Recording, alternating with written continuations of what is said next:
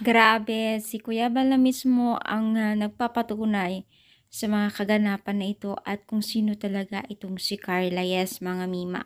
So, siyempre bago natin pagpatuloy ang ating pag-support today's video, kung bago ka pa lang sa aking channel, please subscribe po, like, and pakit na rin po natin guys ang notification bell upang ma-update po tayo tuwing ako pinag-upload patungkol sa Team Kalingap.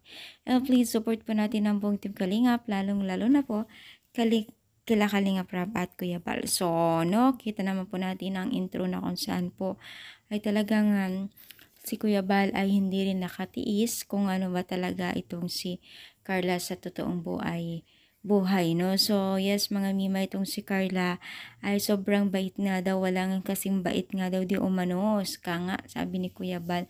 At napakaganda at sobrang swerte nga daw itong si Jomar kung once na ito ay talagang totoong sasagutin in real life, kung talagang maging sila in real life, dahil si Kuya Bal mismo nagpapatunay na sobrang bait itong si Carla at napakaganda at tila napakaswerte ni Jomar, si ika nga ni Kuya Bal. Yes naman mga mima, 'di ba?